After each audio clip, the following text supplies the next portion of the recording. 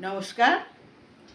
আজকে কবিগুরুর জন্মদিনে আমি কবিগুরুর লেখা কৃপণ কবিতাটি আবৃত্তি করে কবিকে শ্রদ্ধা নিবেদন করছি। আমি ভিক্ষা করে ফিরতেছিলাম গ্রামের পথে পথে, তুমি তখন চলেছিলে তোমার স্বর্ণরথে। অপূর্ব এক স্বপ্ন সম লাগিতেছিল চক্ষে মম, কি বিচিত্র শোভা তোমার, কি বিচিত্র সাজ। আমি মনে ভাবতেছিলেন এ কোন মহারাজ। আজি শুভক্ষণে রাত পোহালো, ভেবেছিলেম তবে আজ আমারে দ্বারে দ্বারে ফিরতে নাহি হবে। বাহির হতে নাহি হতে কাহার দেখা পেলেম পথে, চলিতে রথ ধনধান্য ছড়াবে দুই ধারে। মুঠা মুঠা কুড়িয়ে নেব নেব ভারে ভারে।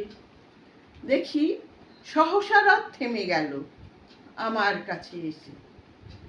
আমার মুখ পানে চেয়ে নামলে তুমি হেসে।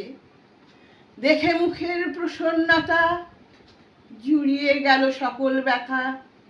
হেন কালে কিসের লাগে তুমি অকস্মাৎ, আমায় কিছু দাও গো বলে বাড়িয়ে দিলে হাত। মরি এ কি কথা রাজা ধীরাজ, আমায় দাও গো কিছু। শুনে ক্ষণিকের তরে রইনু মাথা নিচু। তোমার কি বা অভাব আছে ভিখারি ভিক্ষুকের কাছে, এ কেবল কৌতুকের বসে আমায় প্রবঞ্চনা। ঝুলি হতে দিলেম তুলে ছোট্ট একটি কণা, যবে পাত্রখানি ঘরে এনে উজাড় করি, এ কি ভিক্ষা মাঝে একটি ছোট সোনার কণা দেখি। দিলেম যারা আজ ভিখারিরে স্বর্ণ হয়ে এলো ফিরে, তখন কাঁদি দু চোখ ভরে নয়ন জলে।